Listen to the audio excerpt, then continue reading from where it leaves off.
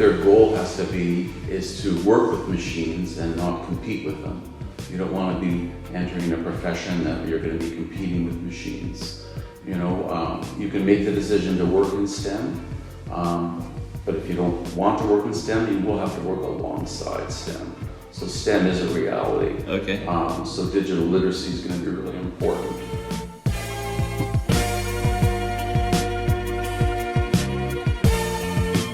Welcome back to The Gap. In today's episode, we're diving into the big question on a lot of students' minds. What's next? As the world of work evolves faster than ever, so too do the aspirations of students preparing for life beyond school. With automation, AI, climate change, and global economic shifts reshaping job markets, how are young people responding? What university courses are they aiming for, and why? To explore these questions, I'm joined by two university counsellors who have their finger firmly on the pulse of student decision-making.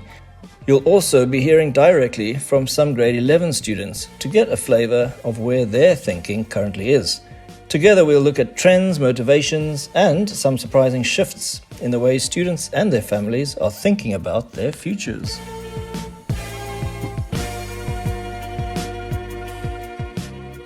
Good morning, Mr. Vaughan. Yeah, good morning. So could you give a quick overview of your roles and how you support students through the university planning process?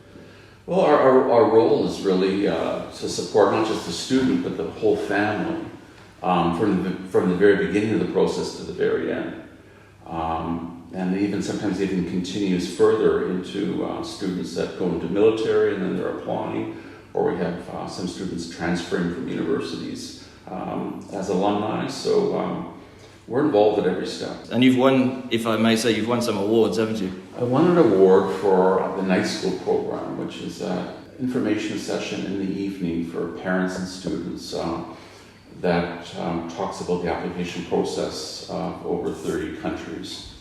Excellent. Okay, so you are the fountain of knowledge, and we'll get on to some questions about how things are changing. What about you, Jen?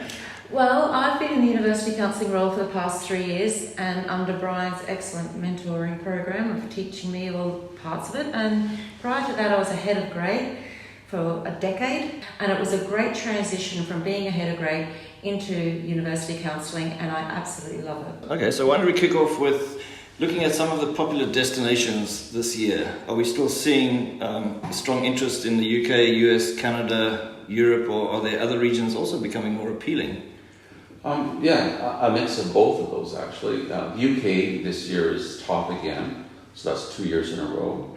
And even the US, despite the beginning of Trumpism, it still was around 28% of our applicants applying to the US.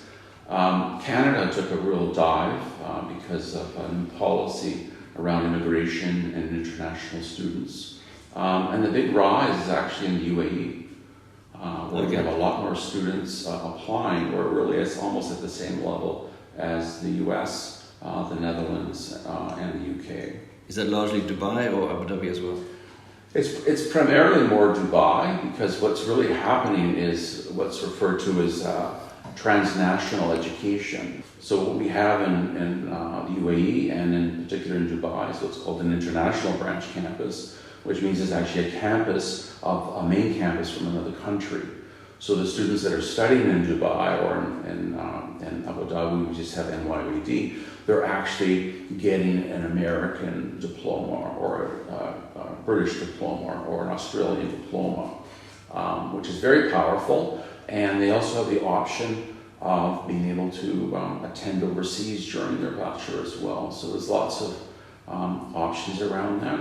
And people are attracted to it. And I think it's a good transition for students that have lived here predominantly all of their lives. I think they're a little bit nervous about moving to the other side of the world to begin yet a new part of their educational journey. So by having these campuses in Dubai and Abu Dhabi where they can begin a degree that's affiliated with other countries, it gives them that little step up in independence. And I'm wondering if that's a trend now beginning, or if it's just a few sort of students here and there. Yeah, each student, each child in a family has to be treated differently. Some are able to go overseas, great distances, physically apart from the family, where the parents are staying in the UAE, and others aren't. Yeah. You know, and it's important for parents as well as counselors to pay attention to those signs of who's ready to do what. So that's important. But as far as the trend, it started happening with the pandemic, and then they started to think that maybe this would be something that would catch on. And it is catching on. The other thing that our students like about the international branch campuses is that it's more international. So that's really the environment that they're looking for, contemporary, multicultural, and they get that in the international branch campuses, so that's appealing. Especially these kids that have grown up in this environment. Absolutely. You know, generally, you know, around the globe right now, it's the rise of nationalism, which really has countries looking inwards rather than outwards. And a lot of our students are international. They're international global citizens, and they're looking for an international setting as well. So countries have been adjusting their international student policies lately, which has been impacting our students as far as their destination. My country is Canada. They decided that they were going to drastically reduce the amount of international students that were going to be accepted. Getting the work visa, which was always 3 years, was harder to obtain. So because of that, you know, normally we would have maybe somewhere between 26 to 28% going to Canada. This year we have 8%. So our students and families shop around. They're looking for places that have welcome signs on them. Okay, so what about some of the courses? What are driving students' choices these days? Is it sort of global issues, employability, some of the AI, obviously? What have you noticed? Well, I think there's always a little bit of ebb and flow. An example would be the last few years, actually, the number of students going into engineering was quite a bit lower, and we weren't getting a lot of students in law. Now this year, we must have about maybe 12 or 14 students that are studying law in the fall.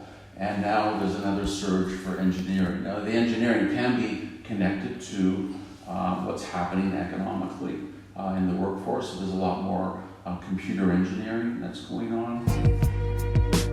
I managed to catch up with a few grade 11 students during their maths lesson last week as they were preparing for the mock exams which start this week. The first question I asked them was simply, what are you thinking of studying at university? Remember, this was totally random. Medicine. Paramedicine. Psychology. Business administration. Psychology. Medicine. Sports psychology. Sports psychology. Physiotherapy. Politics and sociology. Business management. Global politics. Physiotherapy. Mechanical engineering. Industrial design engineering. Economics. Politics. Finance. One thing I always wonder about is we've had so many students that want to study medicine, and I mean a lot of them do. So you are committing to 6+ years and more if you're going to specialize. Are many students still doing that, knowing that their friends could be out there making money straight away kind of thing? There's still a strong desire for to become medical doctors, human doctors. So people are looking for where can that happen. So the UK has become, again, very competitive. International is only 5%. Australia is 20%. So a lot of our students are going to mainland Europe and studying medicine there. It is a 6-year degree. It's what we're dealing with is having students who aren't equipped to become the medical doctors, but the families want them to become the medical doctors. Yes. So that's why I really like the term health sciences in a sense, and looking at more health sciences as a cluster of working in the health profession, and not everyone going exactly right into becoming the... We have a few students wanting to be animal doctors, and it's exactly the same, where they tend to, if they don't quite have enough to get into veterinary medicine, they look, to the nursing side of it and make that bridge to start off in those fields. So there's certainly more interested in human doctors than animals, but there's a couple in there. Well, I mean, it's such an exciting field, if you can call it that, the biomedical AI realm. There's so much genetics that, I was listening to a podcast the other day about there's all the moral quandaries and what's possible and what's commercialized already. I think that would be, if you're interested in that sort of of area. Research-wise, it would be amazing time to get into that. So, being a naturally inquisitive soul, the second question I asked the students was why they were interested in pursuing the course they mentioned. Here are their responses in the same order as before. I want to help people however I can. I love to help people. I hope that I can make a difference in helping people when they need it, especially at the most critical moment. I hope to be able to help people. I hope to achieve financial freedom in the future. I love science and I would love to help people. I hope to be successful while still pursuing something I enjoy. I'm deeply passionate and interested about the subject. I hope to help people in their mental health. And I hope to be able to work with big athletes, maybe in the NBA. I hope to major in political theory and eventually go up that political ladder. Be a successful businessman, or at least take over my dad's family business. It is my passion and it's something I really like. Someday work for a rugby sevens team and travel the world with them. It's been one of my passions since I was young. I've always liked creating things. I hope to be a buyer's agent in the future. Because I want to play a role in the UK's political system and changing it for the better. I like the subject and I like the field of economics, and I hope to start my own hedge fund sometime in the future. Just listening to these young people articulating their thoughts when put under pressure like that, it's no wonder people are clamoring to work in a school such as ours. It's an absolute privilege to work alongside these youngsters.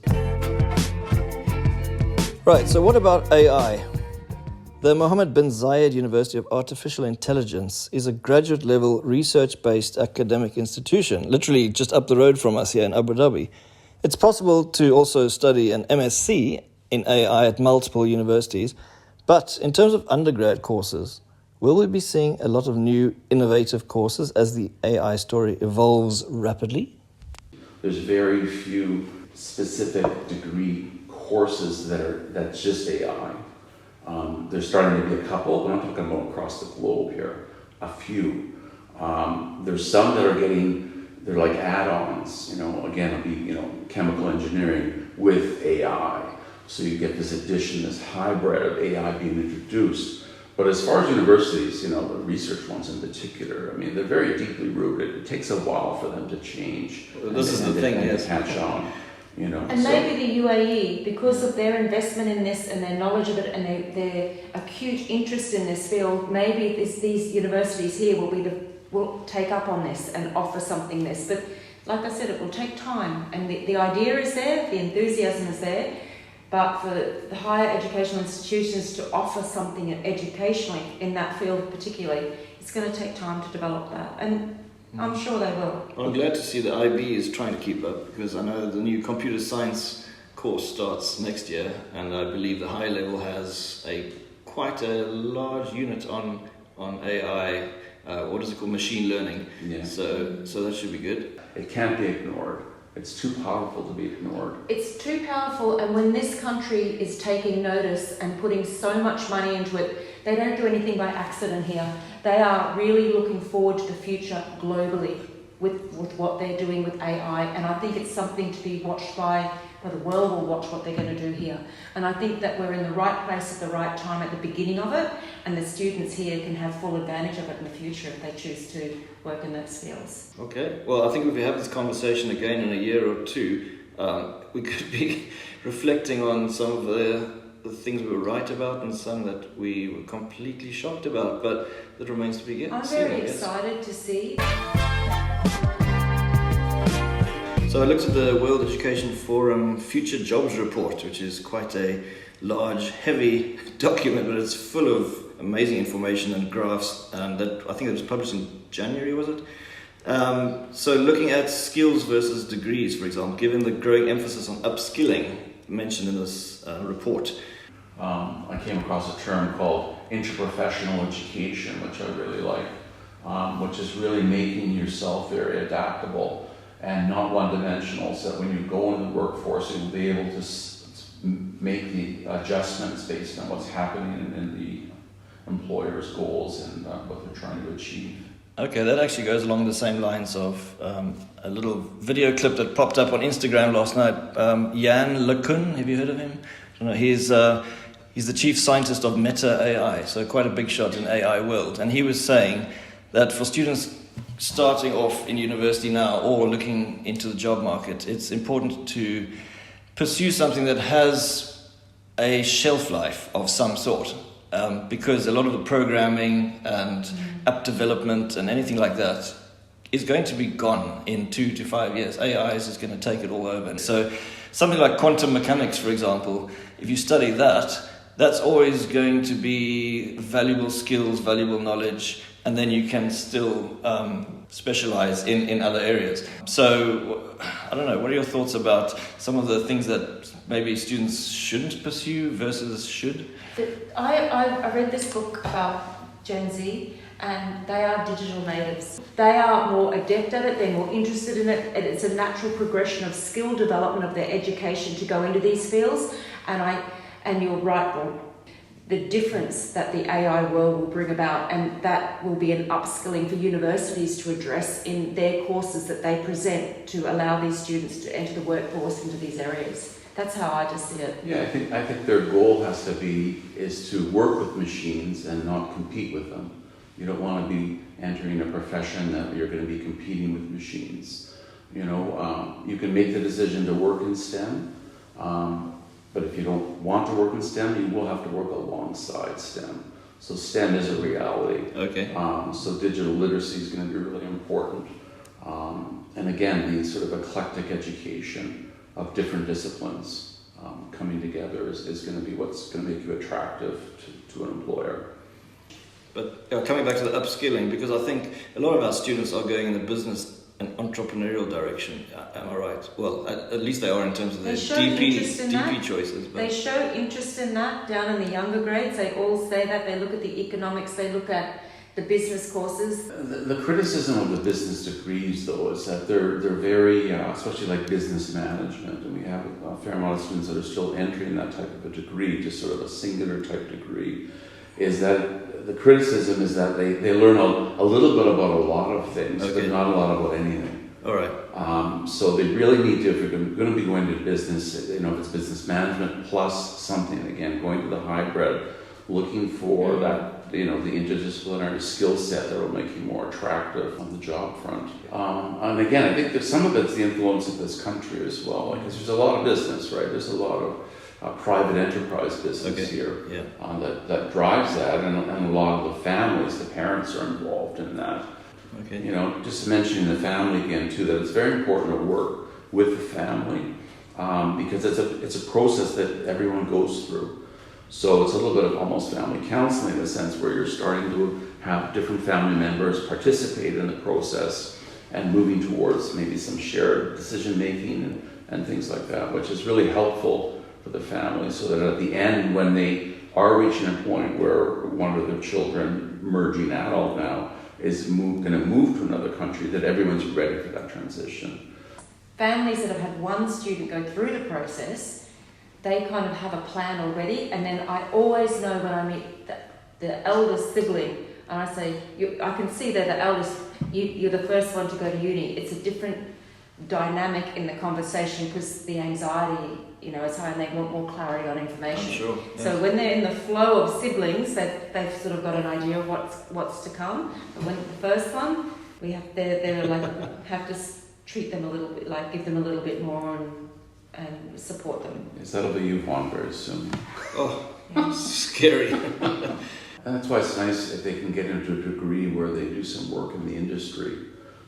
Because really, rather than, you know, if you think of change happening as a flow of a river, you can be on the shore watching it and trying to get an idea of what it's like. But when you dive in, you're actually getting wet.